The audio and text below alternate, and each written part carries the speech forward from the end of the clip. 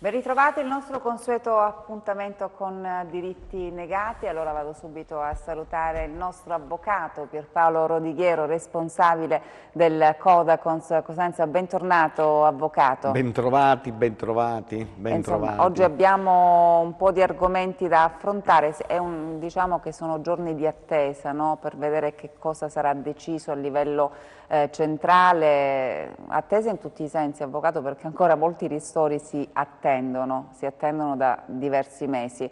È già passato un anno dall'inizio della pandemia, ci sono alcune attività che sono state chiuse e purtroppo ancora non sono state riaperte, pensiamo alle palestre, alle piscine, insomma i teatri, insomma ci sono davvero tantissimi settori in ginocchio proprio per questa pandemia. Ovviamente potete come sempre intervenire in diretta per parlare con noi, con l'avvocato, ma anche con i nostri consulenti Mariella Ippolito e Cristian Scalmazzi. Eccoli pronti, bentornata Mariella Ippolito. Abbiamo un problema di audio, adesso attiviamo l'audio così poi riusciamo ad ascoltare i consigli anche di Mariella Ippolito, e saluto anche Cristian Scalmazzi, bentornato. Buonasera. Salve, bentornato. Insomma, vedremo se ci sono delle novità, no? Se in quest'ultima settimana sono maturate un po' di notizie buone. Noi speriamo sempre notizie buone per i nostri telespettatori, anche se, ahimè, a giudicare dalle segnalazioni che ci arrivano, che arrivano da noi in redazione, credo anche in associazione, ai nostri consulenti, stanno arrivando molte richieste di pagamento, ad esempio per quanto riguarda i bolli auto, vero avvocato? Poi facciamo intervenire anche Cristian Scalmazzi perché so che su questo argomento, no, è molto attivo. Sì, stanno arrivando fra le altre, purtroppo ancora assistiamo al mancato pagamento di molti lavoratori per quanto riguarda la cassa integrazione, per cui sono rimasti fuori da qualsiasi sostegno. I ristori per alcune categorie ancora non sono arrivati e quindi abbiamo soprattutto il settore delle attività commerciali che è gravemente in crisi.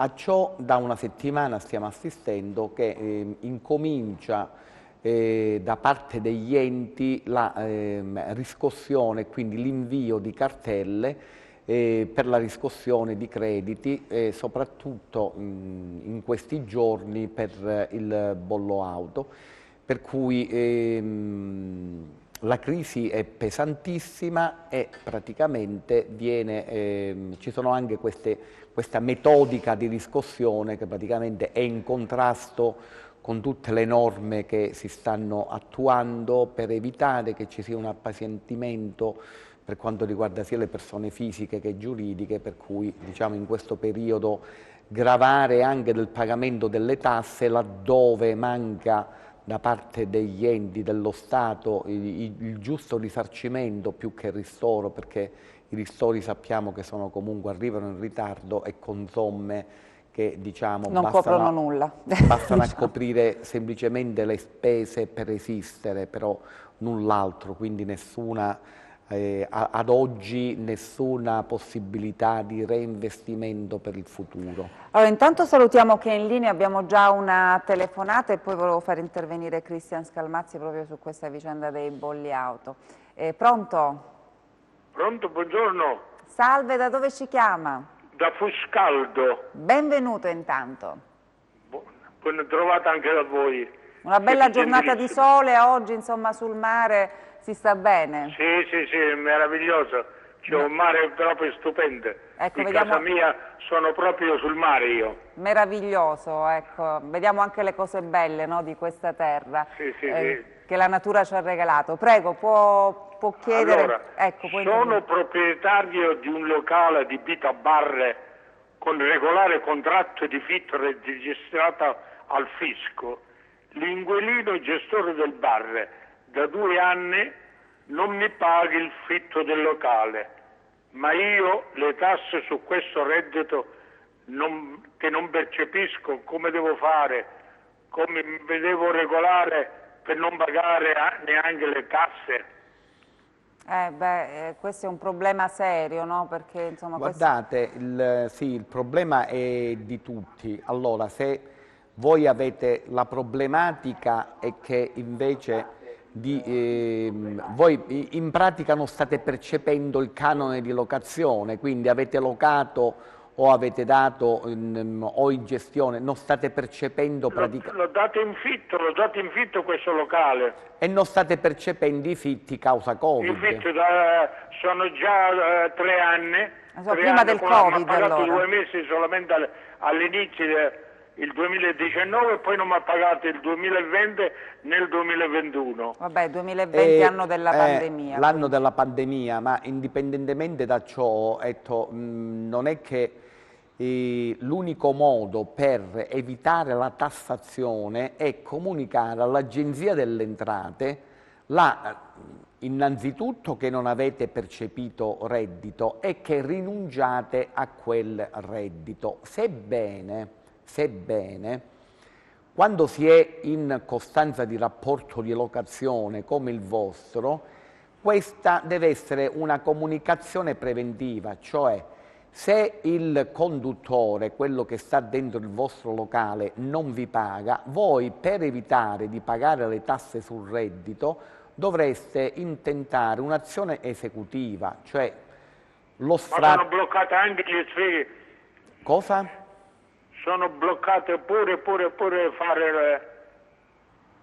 No, è bloccata l'esecuzione, non è bloccata la possibilità di fare l'azione, perché Allora voi perché all'Agenzia delle Entrate bisogna dimostrare che voi, non percependo e quindi dimostrando e dichiarando nell'atto che sono 30 mesi che non ricevete il canone di locazione, tanto è vero che avete intimato di sfratto e quindi risoluzione del contratto la persona che sta nel vostro locale commerciale, quindi questo è quello che voi dovete fare. Quindi per non avere la tassazione sul reddito che formalmente vi appare, perché altrimenti, ecco, l'Agenzia delle Entrate, nulla sapendo e nulla producendo, vi applicherà la tassazione di legge. Per cui vi consiglio di fare proprio questo. Facciamo intervenire anche Cristian Scalmazzi, perché non è l'unico caso questo, no? Proprietario dei locali che deve comunque pagare le tasse su qualcosa che però non va ad incassare, quindi quando il fitto non viene pagato, però insomma sono dei problemi anche per i titolari, per i proprietari dei locali. Ci sono persone che grazie ai fitti insomma riescono ad andare avanti, a mangiare. Dottore Scalmazzi. Certamente la problematica per i possessori di locali che hanno conduttori che negano il pagamento del canone di locazione è diventato negli ultimi mesi, anche per effetto del Covid, motivo di dibattito e di attenzione un pochino anche da parte di altre trasmissioni televisive. C'è una problematica di fondo che comunque la legge oggi non tutela, questo lo potrà spiegare meglio l'avvocato, addirittura l'occupazione abusiva degli immobili.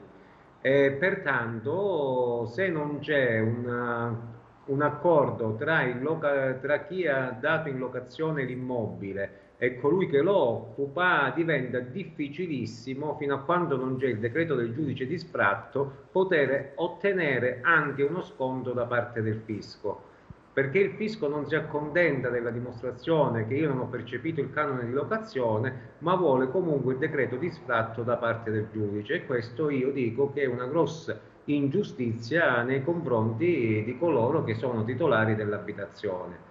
Però ecco, di fronte a queste situazioni, che sono situazioni comunque collegate a dei rapporti giuridici con contratti di locazione, l'elemento diciamo più drammatico che si sta vedendo in questi mesi di lockdown è anche quella di occupazione addirittura abusiva, con persone che si sono trovate occupate gli immobili e che da un punto di vista legale non possono in questo momento essere buttate fuori. Quindi si va a ledere un diritto di proprietà che per Costituzione è tutelato in Italia.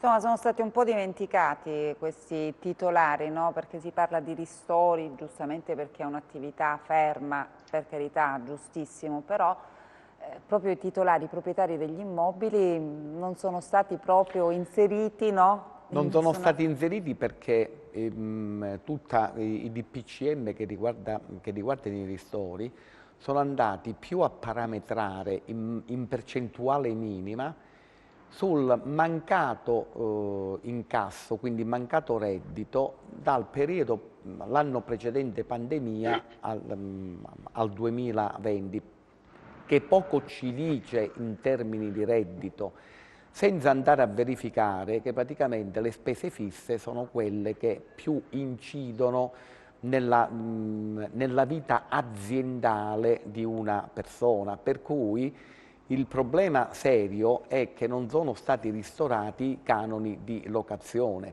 È vero che c'è la norma che fino al 60% può essere data la facoltà al proprietario come credito d'imposta dell'introito che deve diciamo, ricevere dall'inquilino o da colui che sta in locazione, però lì ci vuole l'accordo perché il proprietario ben può avere interesse a ricevere i soldi e non ad avere credito d'imposta, perché se l'unico reddito è reddito da locazione, il credito d'imposta su che cosa se lo va a scontare? Certo. C'è bisogno del cash, insomma. C'è bisogno del cash perché che si sconta, se non ha altri redditi si va a fare un credito d'imposta di che cosa?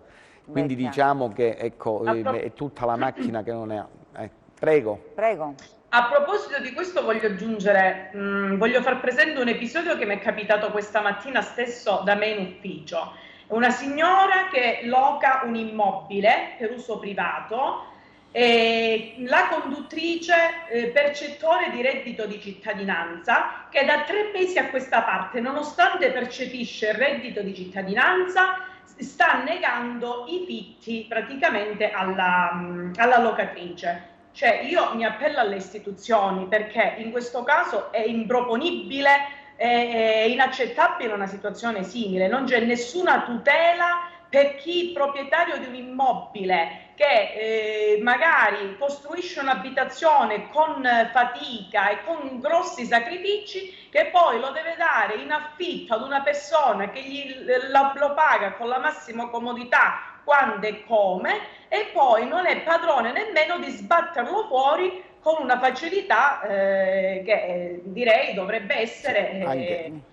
Anche perché i percettori di reddito di cittadinanza una quota è per pagamento canone di locazione. Esatto. E quindi sono problematiche che investono altri settori non meramente civilistici. Certo, intanto salutiamo chi è in linea. Pronto?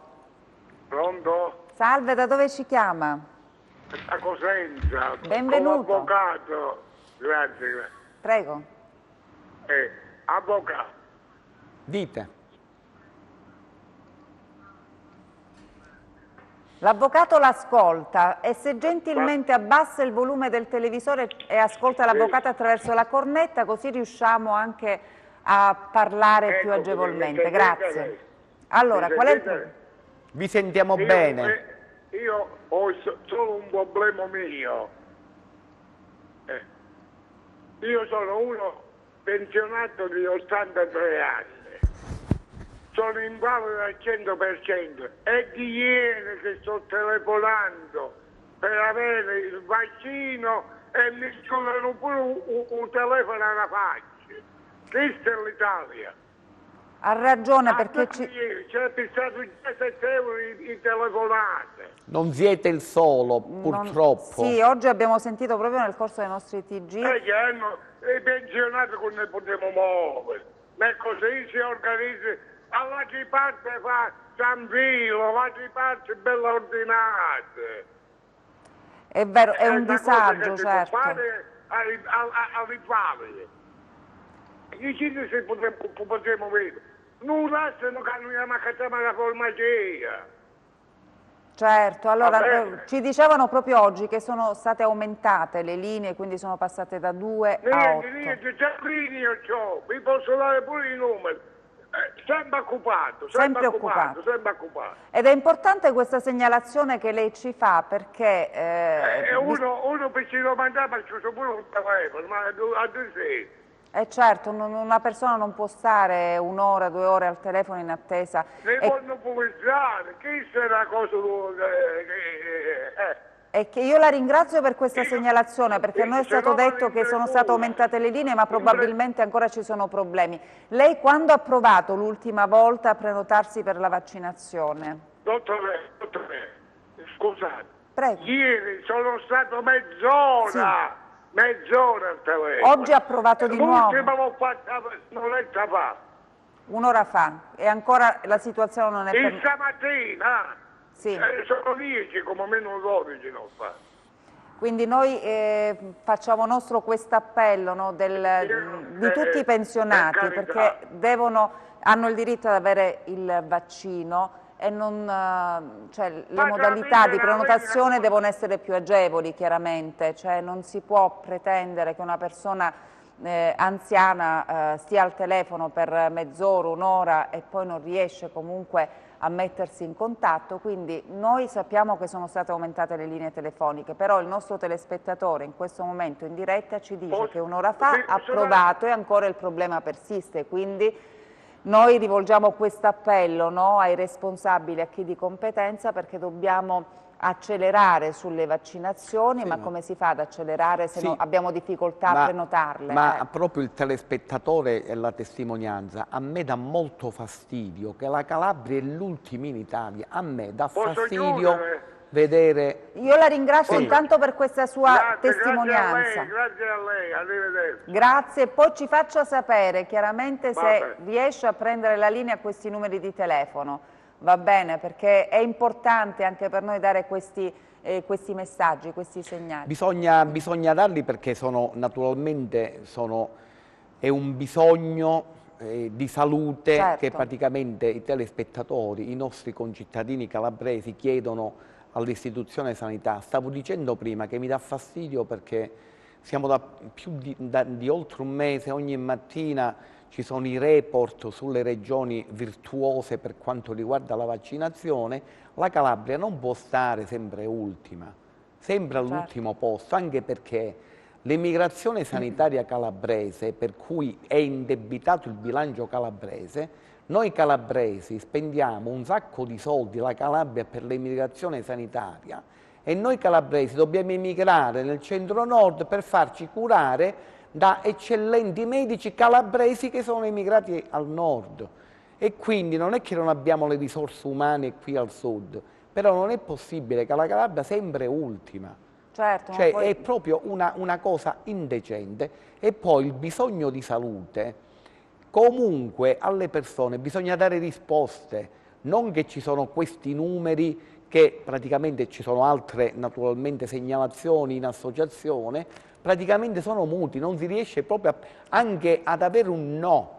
Certo. Non si riesce, quindi non è possibile. Questa è una fase chiaramente molto delicata, no? È delicatissima, sono però... in tutta la regione oltre 130.000 mancano i vaccini, però sicuramente non mancano le persone che possono stare a un telefono. Certo. Quindi, come me, una linea telefonica, nemmeno fosse una pizzeria di se quarto livello, ci dicono che sono state aumentate a 8, se non bastano aumentiamole ancora di più, perché insomma sono tanti gli anziani che vogliono fare il vaccino, devono e vogliono fare il vaccino anti-Covid, perché speriamo tutti, no, di uscire al più presto da questo incubo che va avanti da oltre un anno. Però non complichiamo, no, la situazione. Noi abbiamo visto anche le immagini da Reggio Calabria per le vaccinazioni agli ultra ottantenni.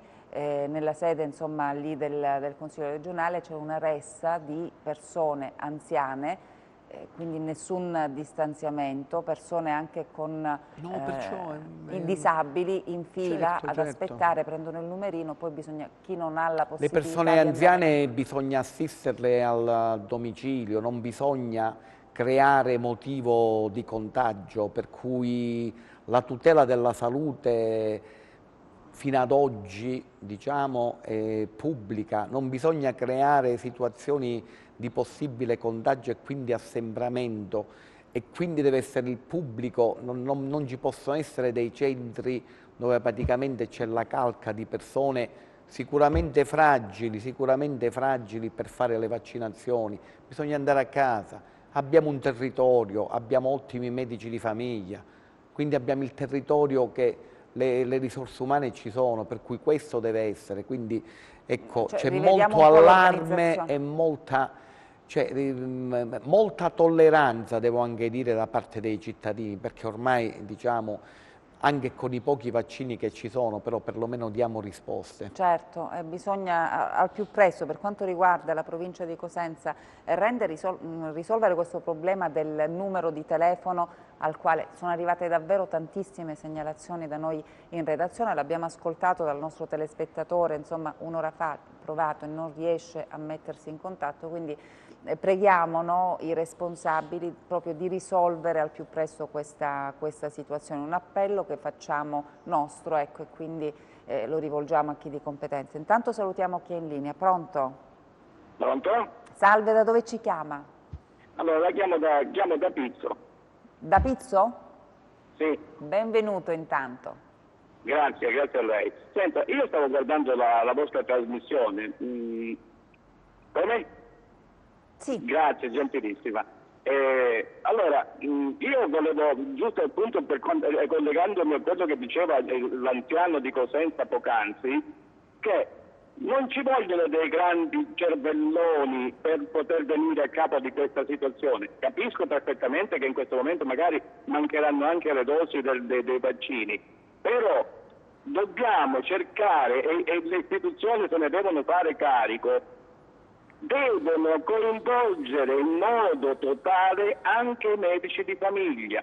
Se non vogliono farlo nelle proprie strutture, cioè nei loro propri laboratori, si prendono i pazienti a 10 al giorno, a 20 al giorno, li portano nelle strutture laddove possono fare le vaccinazioni e gli danno loro stesso l'appuntamento, senza andare a fare tutti questi come dire, discorsi, prenotazioni, sottoprenotazioni. I medici di famiglia hanno un elenco di pazienti, avvocato, hanno un elenco di pazienti questi medici di famiglia o non ce l'hanno? Allora vedono i casi più urgenti, gli ottantenni, i settantenni, i 0 anni e li portano o nei loro ambulatori oppure li portano nelle strutture dove fanno le vaccinazioni.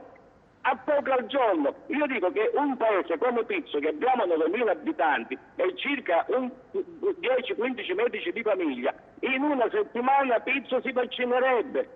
E come si vaccinerebbe Pizzo? Si vaccinerebbero tutti i paesi della Calabria. Non sono uno scienziato io, non ci vuole una grande scienza per arrivare a queste cose. Quando ci sono stati in tempi passati anche problematiche di vaccinazione per il colera di Napoli, non so se lo ricorda sicuramente, avvocato, facevano i vaccini nelle sale comunali, i medici si sono tutti mobilitati e vaccinavano le persone si presentavano lì e facevano le vaccinazioni. Certo. Perché noi dobbiamo rimanere sempre indietro? Al nord li stanno già facendo questi benedetti vaccini.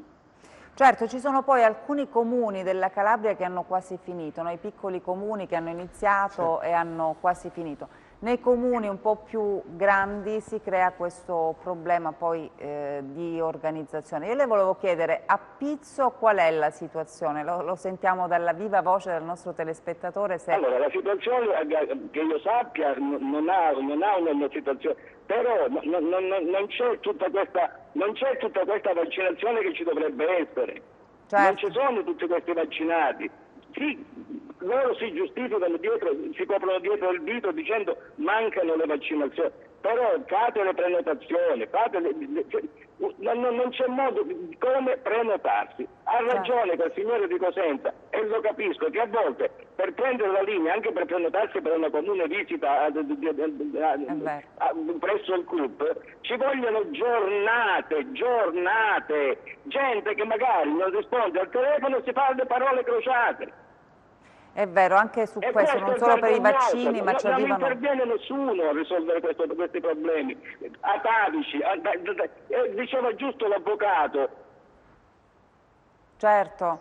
Diceva giusto l'avvocato. Siamo costretti poi ad emigrare al nord, che ci curano poi i medici, i nostri figli, che sono nati in Calabria, che sono nati in questa benedettissima terra, che il Signore ci ha voluto graziare del sole, della natura.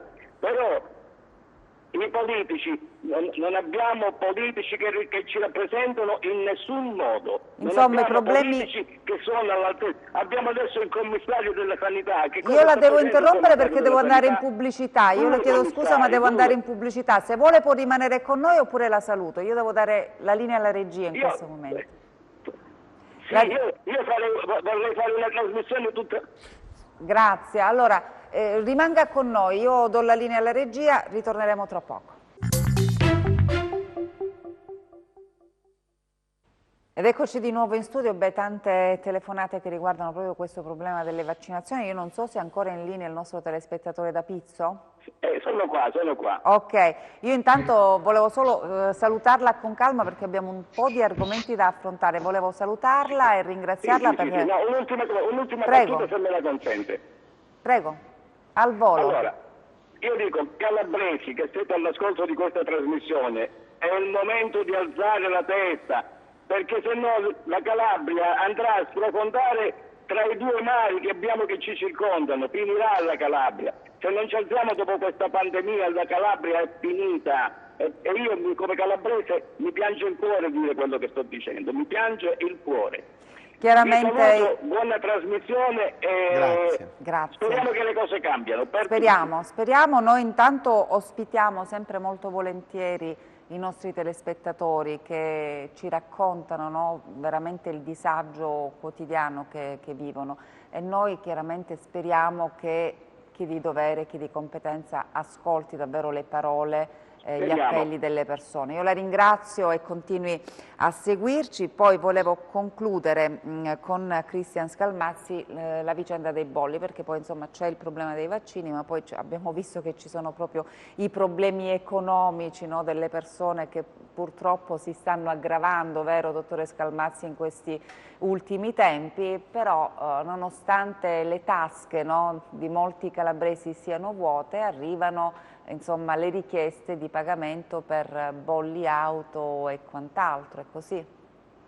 Certamente è così, e purtroppo è anche nel diritto dell'ente pubblico fare l'accertamento del bollo. Certo. Però quelle che sono le tempistiche del momento significa andare a gravare ancora di più sui cittadini.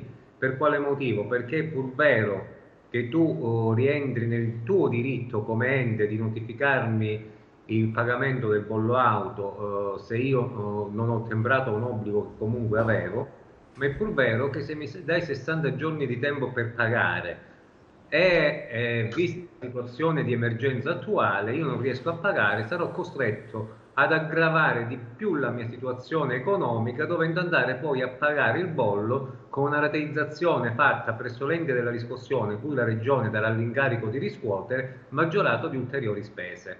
Quindi questo va bene nel diritto che ha la nostra Regione Calabria di accertare il mancato pagamento, perché è anche una questione di giustizia ed equità nei confronti di chi paga, però è pur vero che dare un termine in un momento di non normalità diventa problematico per quelle famiglie che non riescono ad arrivare a fine mese.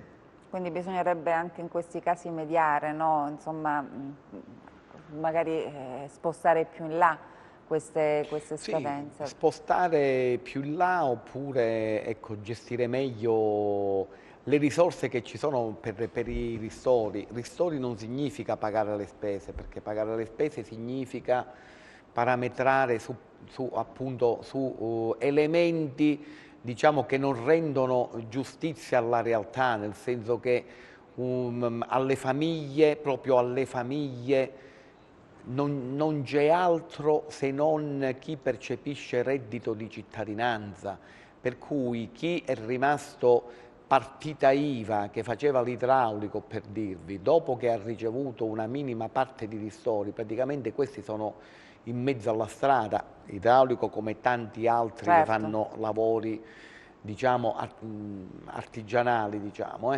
e quindi sono senza reddito e senza ammortizzatori sociali, per cui è ovvio che anche una bolletta disequilibra proprio economicamente la famiglia, per non parlare di qualche cura medica diciamo ulteriore, per non parlare di qualche tipo spesa come bollo macchina, imprevisto, un'assicurazione auto e quant'altro, diciamo, per cui ci sono queste situazioni che certamente i ristori assolutamente non fotografano, quindi non è quello per l'incentivo per pagare le tasse e quindi giustamente far introitare allo Stato delle spese.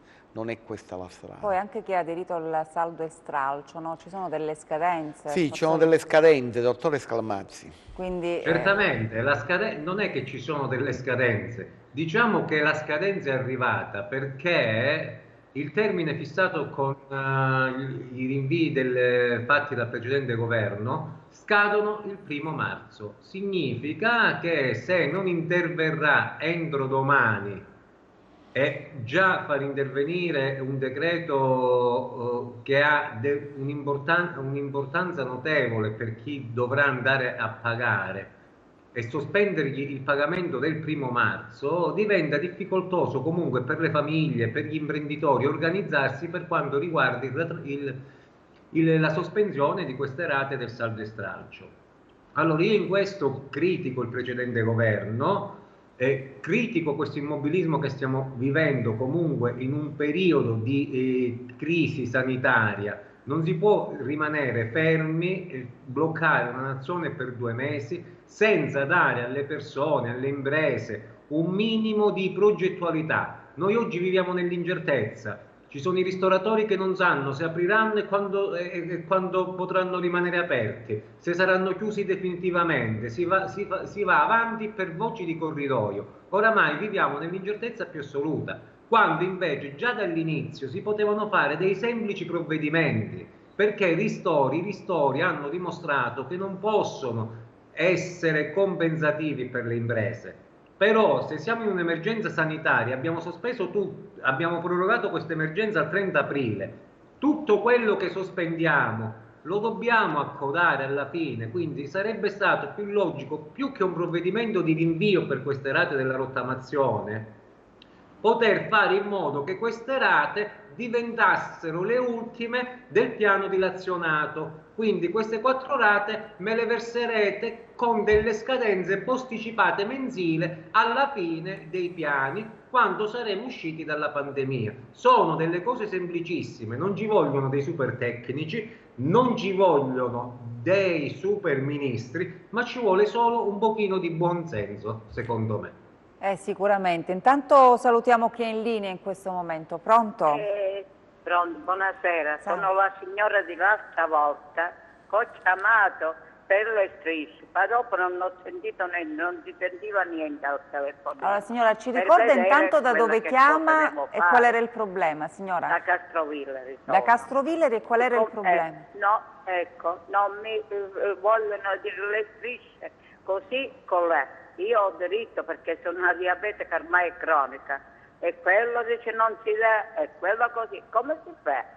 Devo andare a comprare le strisce che costano No, se lei ha il diabete... Ma ci posso stare questa? No, assolutamente signora, se lei ha il diabete riconosciuto sicuramente per patologia ha le esenzioni, chiaramente deve andare dal medico curante che le farà la richiesta, insomma c'è la ricetta, non mi ricordo adesso il colore. E ce l'ha gratuita. È gratuito, quindi assolutamente no, lei ha riconosciuta questa patologia. L'ho sempre avuto fino adesso. Come? Fino adesso l'ho sempre avuto.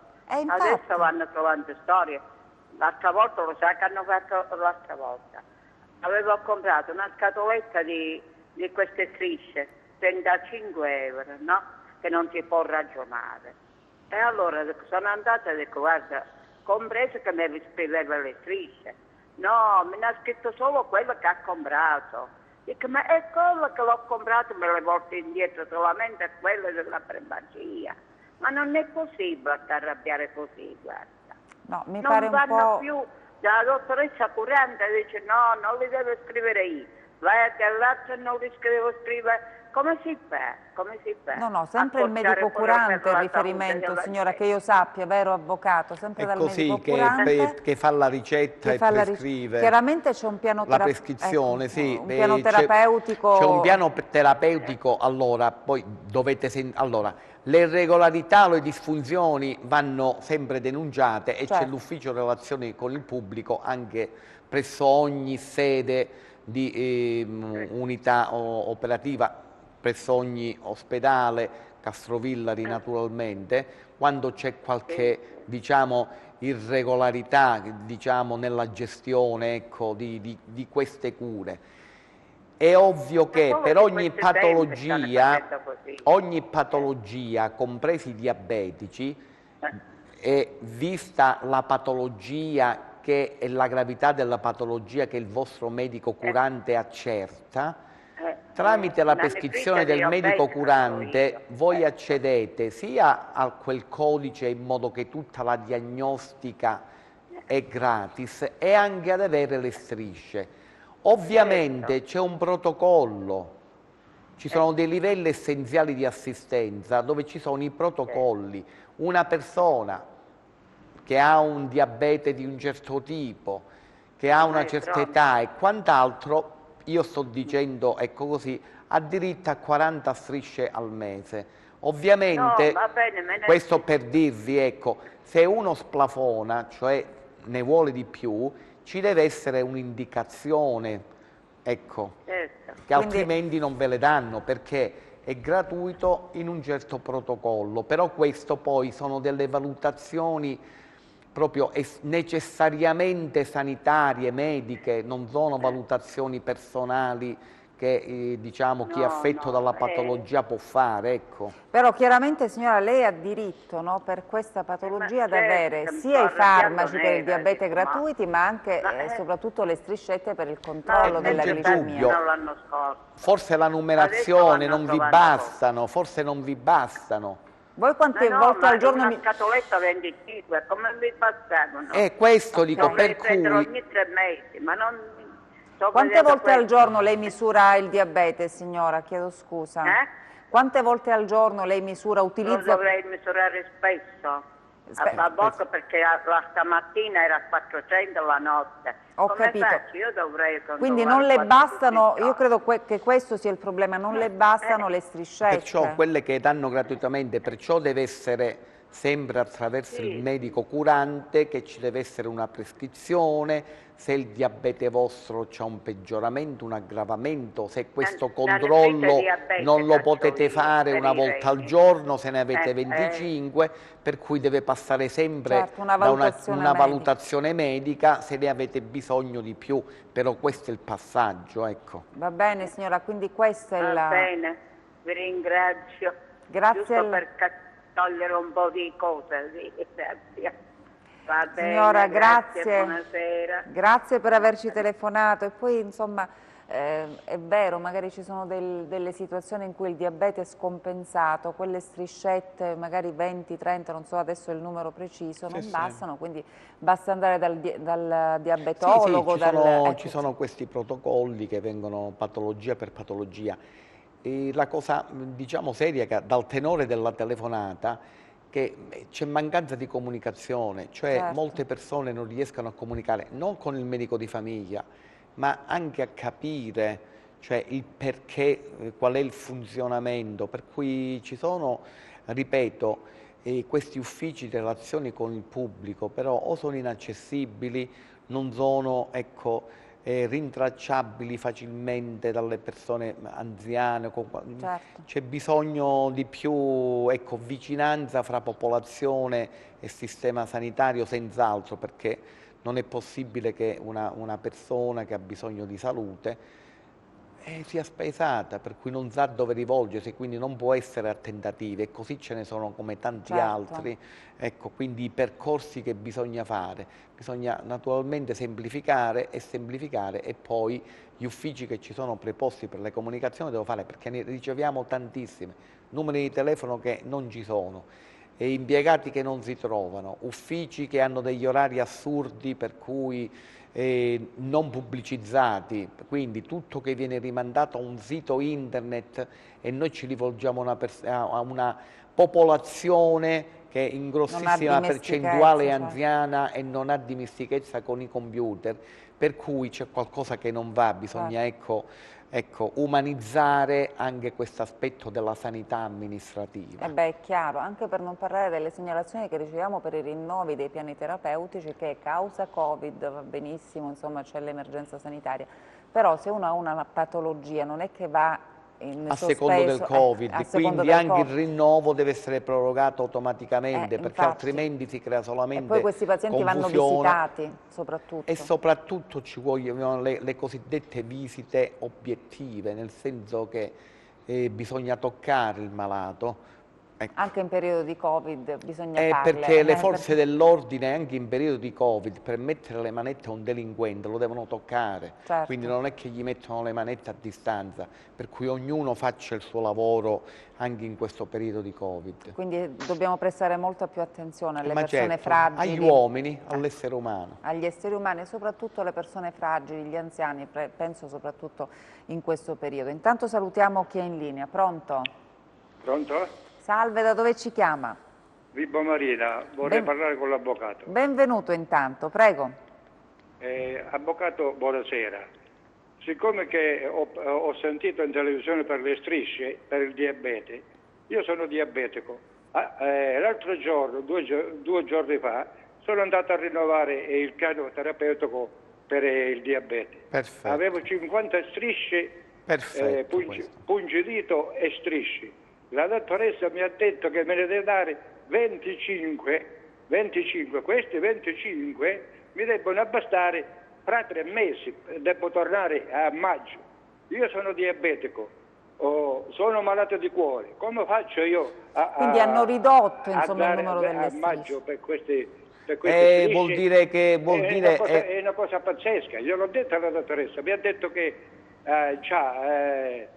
la cosa della Regione Calabria, la legge della Regione Calabria che dice che bisogna diminuire le strisce. No, e faremo una denuncia su questo, perché le 25 strisce... Noi cittadini dobbiamo assorbire tutto quello che c'è l'associazione dei consumatori che in questo momento sta dicendo... No, dobbiamo fare noi come associazione che sono legittime queste denunce.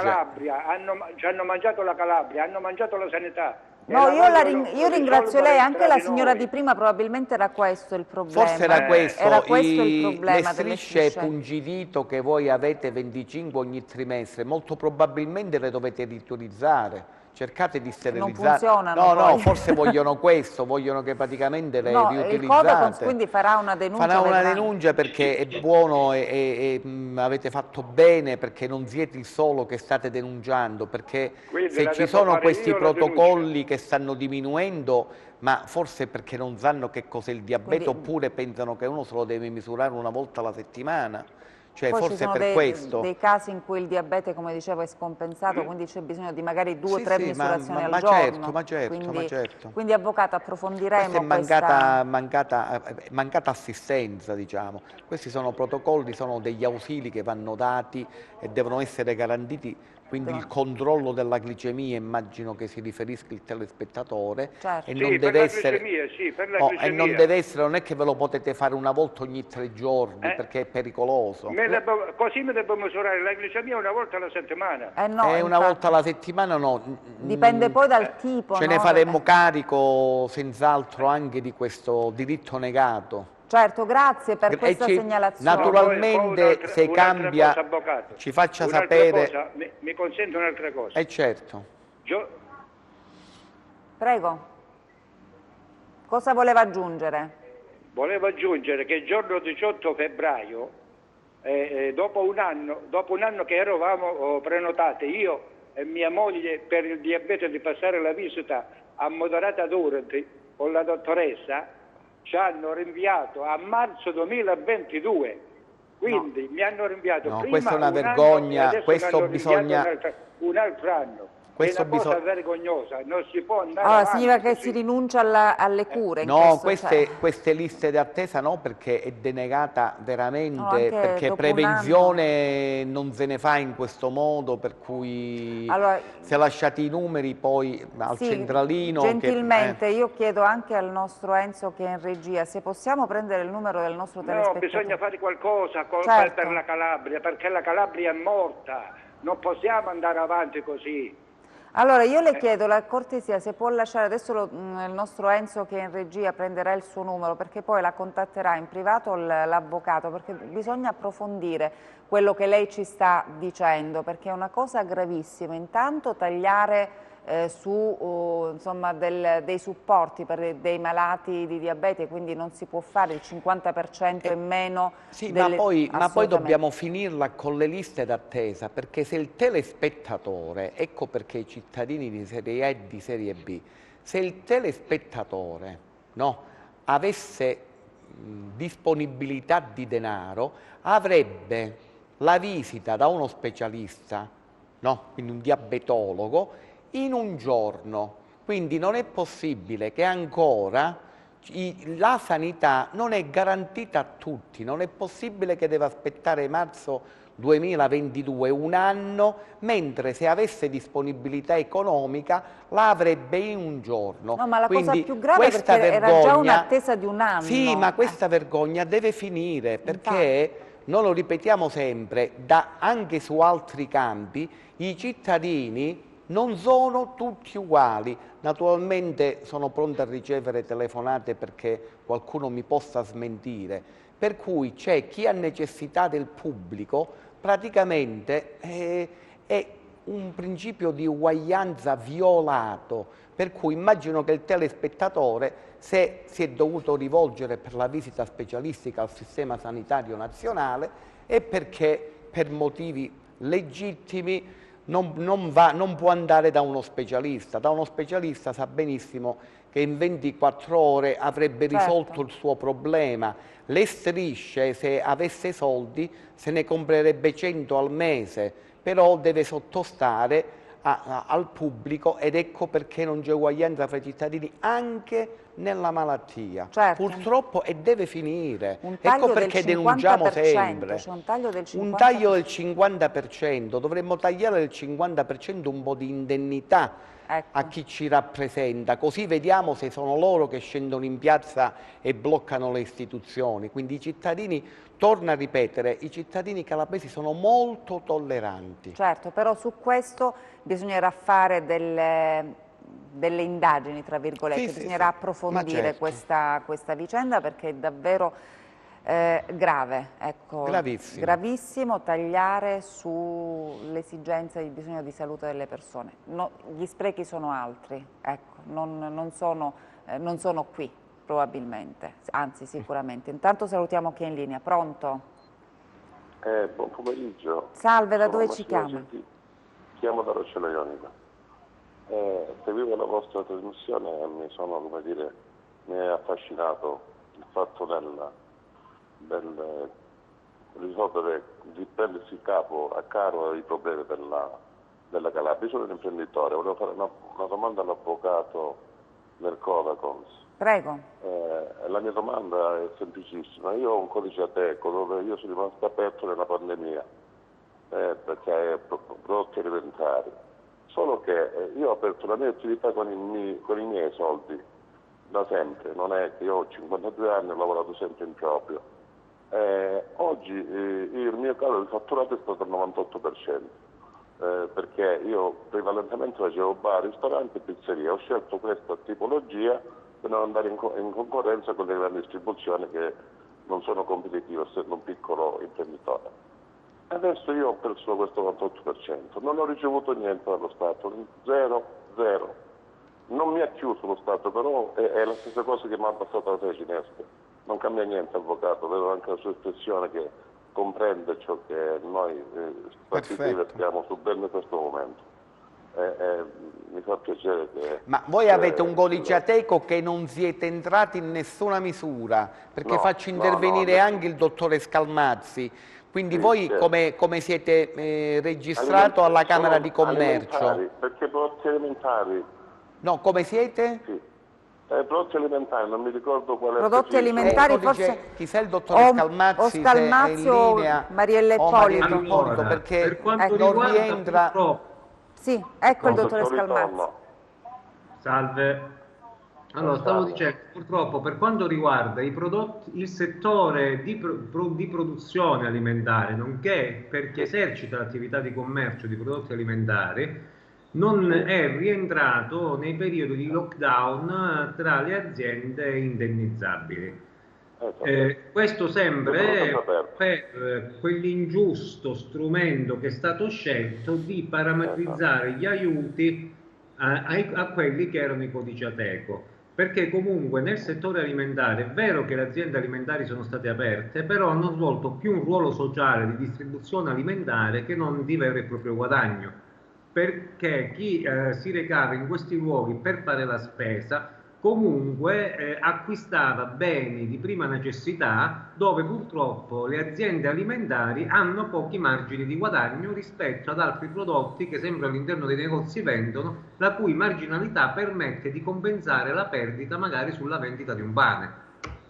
Quindi è un'altra di quelle categorie dimenticate, quello che dicevamo prima, insomma, uno che con tanti sacrifici avvia un'attività con i soldi propri, non chiede l'aiuto di nessuno, nessun contributo da parte dello Stato, nel momento in cui lo Stato perché c'è un periodo particolare di pandemia che noi capiamo benissimo, chiaramente lo stiamo vivendo da oltre un anno, però allora in questo caso perché ci sono aiuti per alcune categorie, mentre per altre niente, sono state dimenticate. Guardi, io volevo concludere. Sì.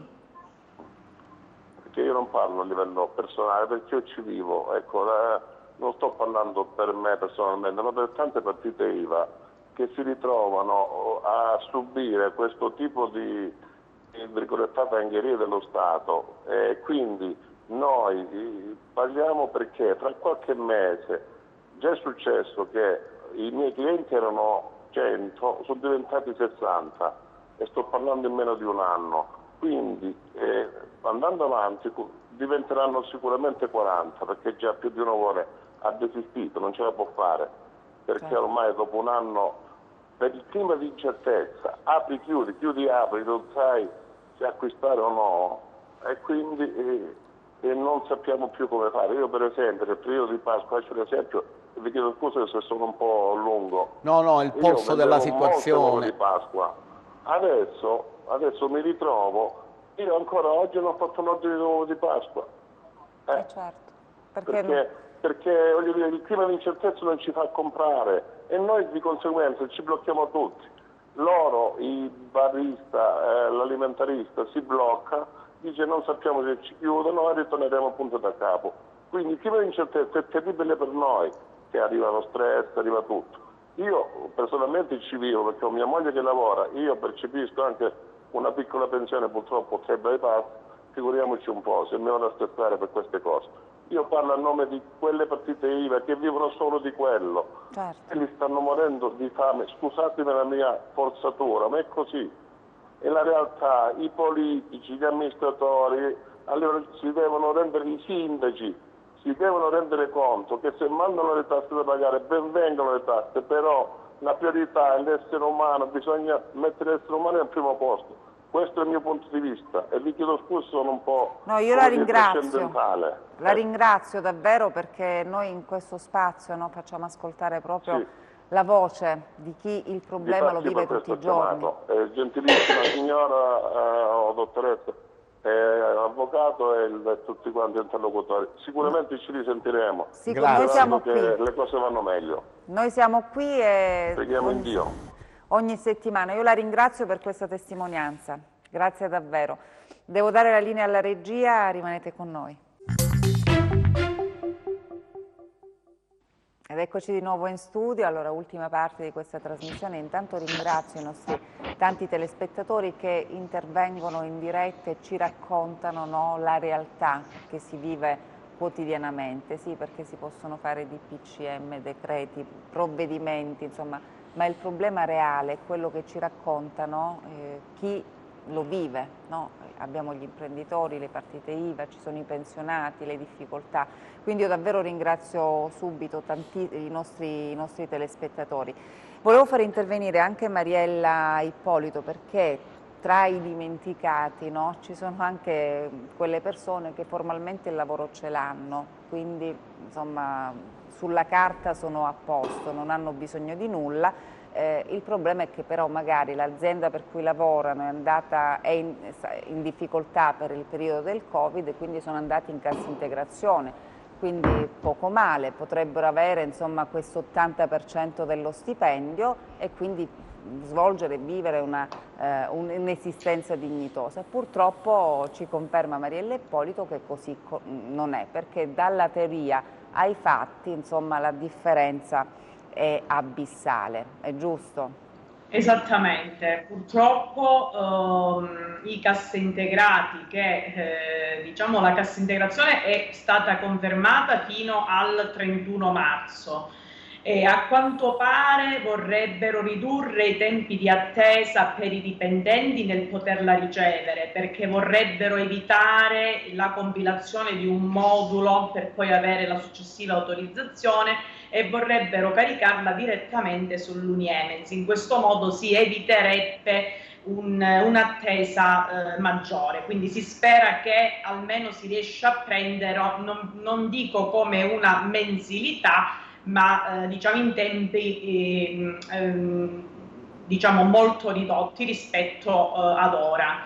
In più voglio ricordare a tutti coloro che ancora non hanno rinnovato l'ISEE di farlo, perché a quanto pare nel decreto, nel Ristori 5, dovrebbero essere riconfermate altre 2 mensilità di REM, del reddito di emergenza, per cui siccome si baserà sul valore ISEE l'erogazione di questo beneficio, invito tutti coloro che ancora non hanno provveduto a farlo a naturalmente recarsi in un qualsiasi CAF e poter fare il rinnovo ISEE. In più, dalla fine di febbraio è possibile presentare il bonus asilo nido per tutte le famiglie che hanno dei figli da 0 a 3 anni. C'è la possibilità di avere pagati in tutto o in parte la retta dell'asilo nido pubblico o privato.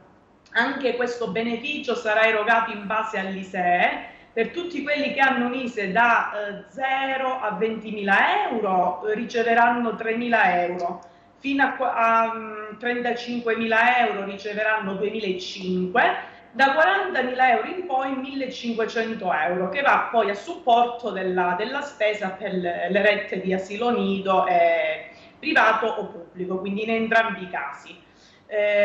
Documentazione necessaria, lo dico brevemente: denominazione dell'asilo, la fattura con annesso il bonifico, la ricevuta di pagamento, e nel caso in cui si tratta di asilo privato c'è bisogno dell'autorizzazione a poter fare questi tipi di servizi, che non è l'autorizzazione sanitaria come molti comuni capiscono, ma è l'autorizzazione a poter erogare i servizi di diciamo dell'infanzia, ludoteca, baby parking, eccetera eccetera.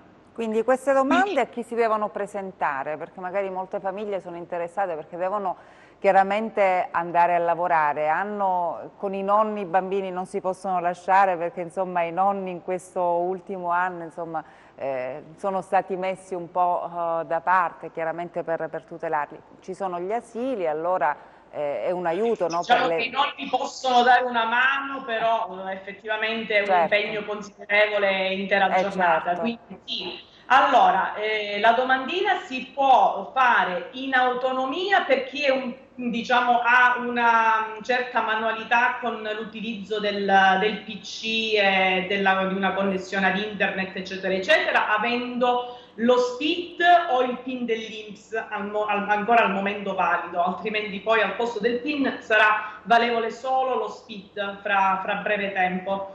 Altrimenti presso tutti i patronati si può naturalmente usufruire, diciamo, si può presentare la domandina e ci sono anche dei tutorial presenti sul sito dell'INPS che per chi lo volesse provare a fare in autonomia è possibile seguire il tutorial, insomma viene guidato nella presentazione della domandina stessa, altrimenti i patronati rimangono comunque a disposizione di tutti i cittadini. Perfetto, perfetto. Intanto salutiamo chi è in linea. Pronto? Pronto? Salve, da dove ci chiama? Da Reggio Calabria. Benvenuto intanto, prego. Buonasera. Allora, vorrei parlare con la dottoressa che stava spiegando. Dico io, è da 5 mesi che aspettiamo questa cassa integrazione, che non arriva. Non lo so. 5 mesi. 5-6 mesi. Insomma, non arriva quello che E dicevamo. poi vorrei fare un'altra domanda, per il fatto del reddito di emergenza, fino a quando c'è tempo? Ma voi avete un reddito formale? Ora ve lo dirà la dottoressa Ippolito. Voi che siete in cassa integrazione, formalmente siete percettori di reddito.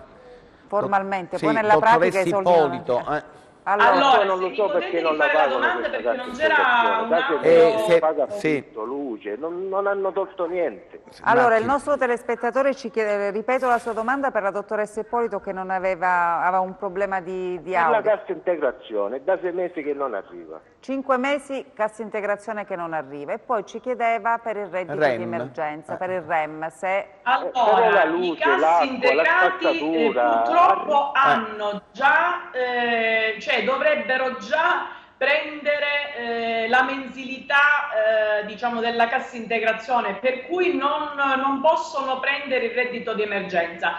Allora, non mi dite se io vedo bene questo reddito di emergenza, perché se fosse per me non esisterebbe neanche, perché c'è la lotta all'evasione, al lavoro nero, e il reddito di emergenza, a mio parere, nasce proprio per chi non svolge nessun tipo di attività, che non rientra in nessuna categoria.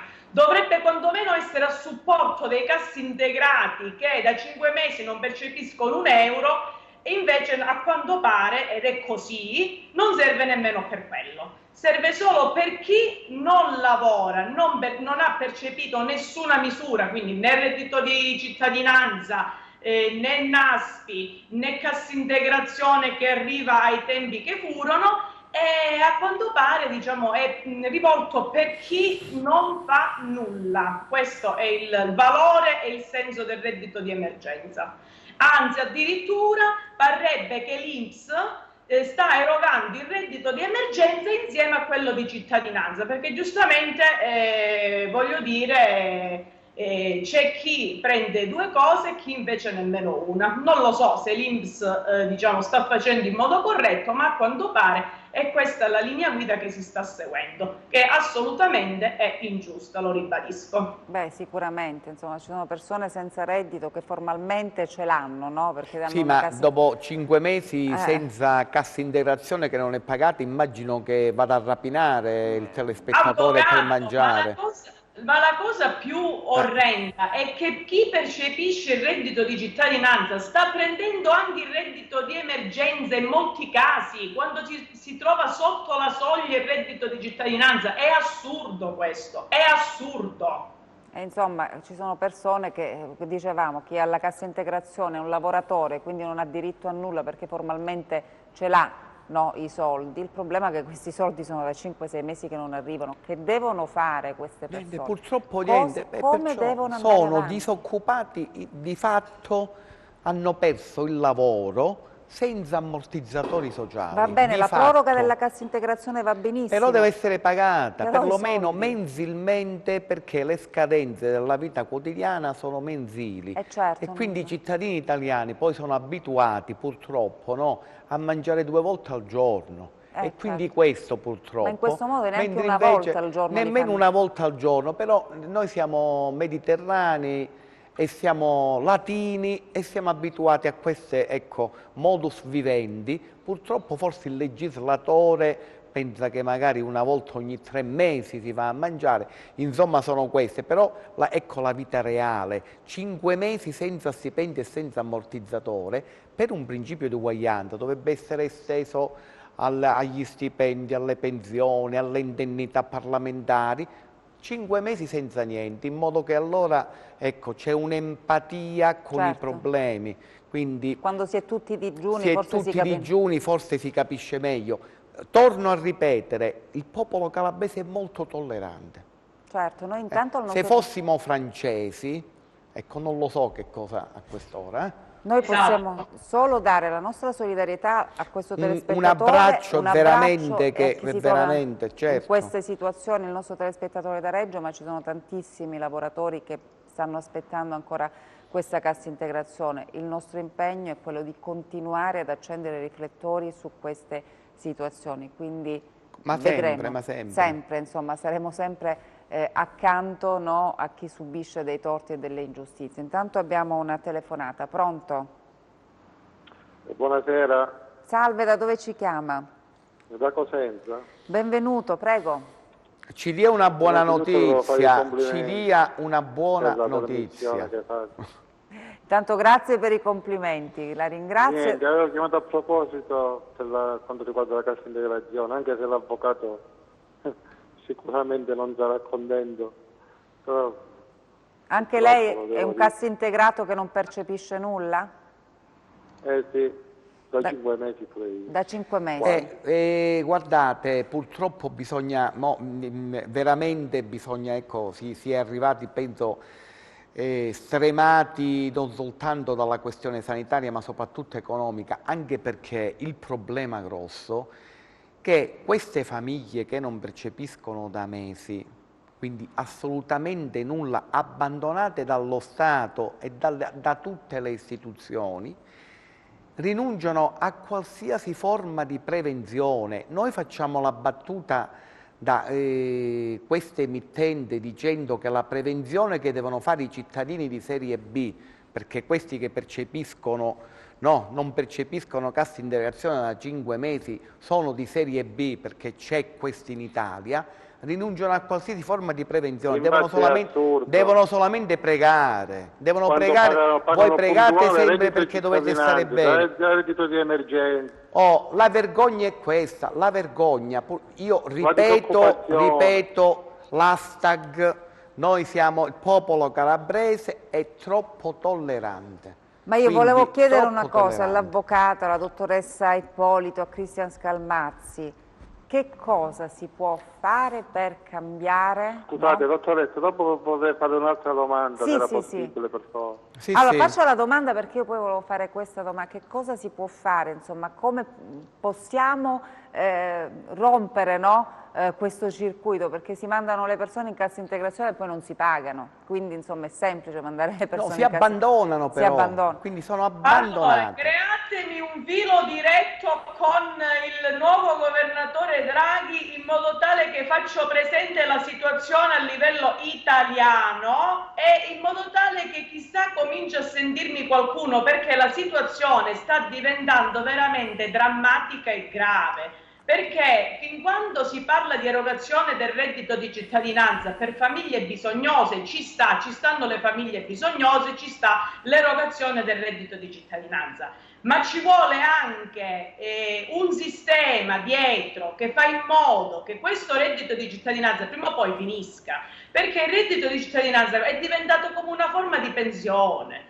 Cioè la gente ormai quando viene da me dice ma qual è il problema? Tanto anche se io non trovo lavoro c'ho il reddito di cittadinanza. Cioè non ha senso improntare un sussidio in modo indeterminato. Un sussidio deve avere un inizio e una fine. Cioè ci deve essere un sistema dietro che poi deve funzionare per fare in modo di collocare queste persone nel mondo del lavoro. Quindi dobbiamo prendere l'esempio tedesco in questo caso, che danno una sorta di reddito di cittadinanza in Germania, ma dura un mese, dopodiché gli trovano il lavoro alle persone e li mettono a lavorare. Non che gli danno questo reddito di cittadinanza a tempo indeterminato. Siamo sul ridicolo in Italia, perché prendiamo l'esempio solo per far pagare le tasse, ci uniformiamo all'Unione Europea solo per il pagamento di più tasse, per cose che arrivano da pagare in più, ma non ci uniformiamo sulle cose buone poi alla fine.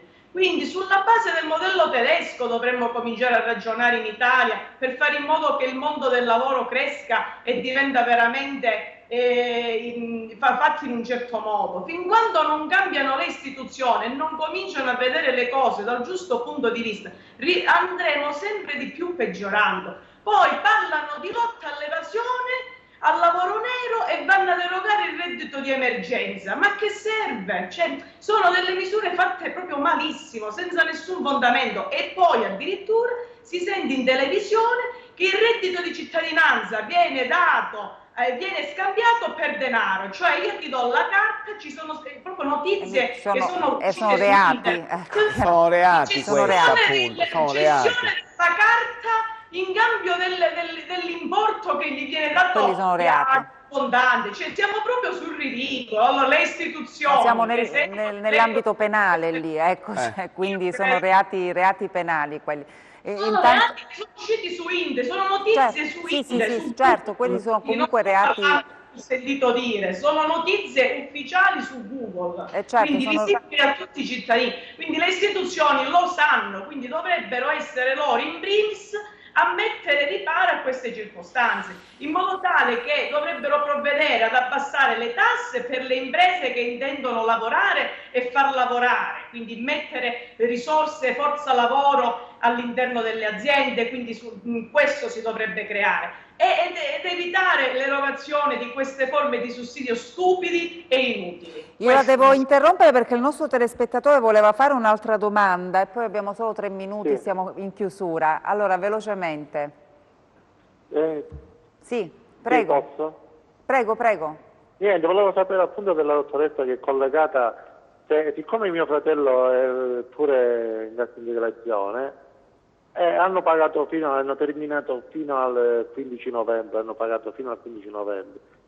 Adesso hanno terminato le settimane che gli avevano, ma adesso quel nuovo decreto che avevano fatto da gennaio a marzo, delle 12 settimane, era diventato decreto oppure ancora stanno aspettando il fatto che c'è stato il cambiamento del governo, Draghi, per il fatto che, non lo so, era decreto, quella è la legge già? Cioè c'è la proroga o meno delle 12 settimane? Ma l'avevano già fatta con Conte quello o no? Prima di andarsene Conte c'era la proroga delle 12 settimane. Della cassa integrazione? Sì. L'avevano approvata la legge. È confermata. È confermata. Io la ringrazio addirittura che la vorrebbero prorogare fino al 30 giugno, che secondo me sarà così. Vedremo. Intanto noi siamo in chiusura, ringrazio il nostro telespettatore, ringrazio la dottoressa Ippolito, poi con Cristian Scalmazzi al volo, non so se vogliamo accennarlo, grazie dottoressa Ippolito, se vogliamo accennarlo una buona notizia perché si muove qualcosa nel campo dell'edilizia, no? Con il bonus 110, proprio al volo, dottore Scalmazzi. Certamente, sono partiti i primi cantieri in provincia di Cosenza, in alcuni comuni, ci sono dei grossi general contractor e società energetiche a livello nazionale che hanno fatto partire i primi interventi di ristrutturazione. Quindi vedremo prossima settimana. Prossima settimana, perfetto. Almeno una buona notizia ogni tanto, insomma, noi vorremmo sempre dare buone notizie. Intanto ringrazio Cristian Scalmazzi, ci vedremo con lei anche la prossima settimana, grazie.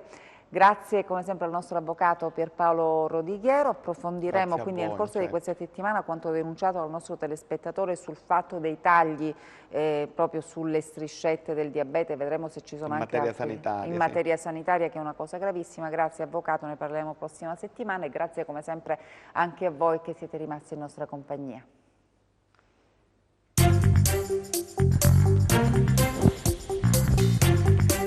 Ho capito, allora quella di Castiglieri